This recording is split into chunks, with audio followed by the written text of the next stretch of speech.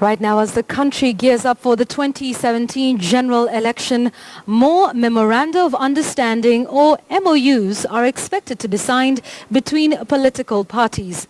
MOUs have, however, been dishonored in the past, forcing politicians to now seek ways of making them legally binding.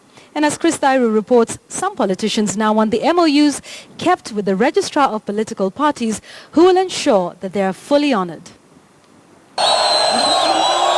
Kenya has witnessed numerous MOUs signed between political players ahead of a general election on how they will share power if their coalition wins the poll. The first was between former President Mwai Kibaki and Raila Odinga in the then NAC, and more recently,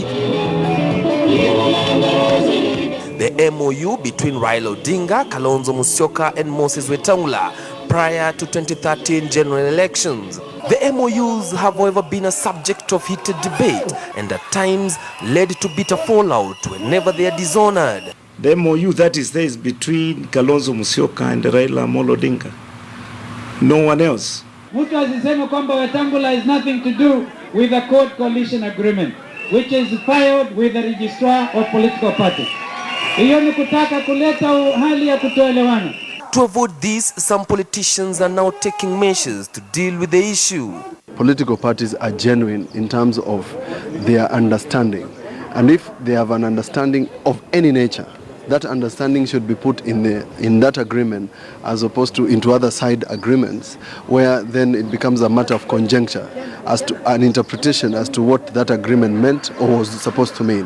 When they are not contractual, that's why you see people flouting them, because they don't take them further and register them. But according to a new Political Parties Act, which we passed here, is that once now you have that MOU and you register it with the registrar of political parties, then it becomes binding. According to the political class, there is need to strengthen the office of the registrar of political parties that will help instill discipline in political parties. Unfortunately, we are still going back to the old habits of strongmen, instead of strong institutions. If you look at it, the whole idea of the registrar of political parties was to manage political parties, because the constitution has already provided that Kenya shall be a multi-party democracy. The registrar of political parties, first of all, must be given funding. I'm calling upon the people who are responsible, the Attorney General, to ensure the registrar's position is first of all confirmed. The registrar is still in an acting capacity to date.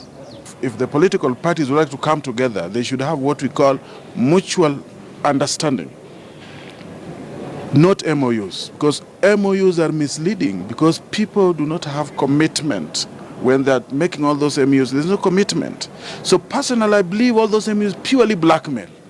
But according to some political analysts, these may just be a pipe dream. The MOUs are not cast in iron, and we don't have a provision for interpretation, because it's supposed to be a gentleman's agreement. So nobody bothers to qualify the entire MOU and say that whatever we plan in the MOU, if it does not materialize, what's our fallback position? What is our plan B? On the side of the ruling Jubilee coalition, they intend to use their current Memorandum of Understanding come 2017 as they seek to defend their seat, although there has been some disquiet between TNA and URP on how to share positions, especially the parastatal ones, though it has never come out in the open. Chris Thairu, KTN News.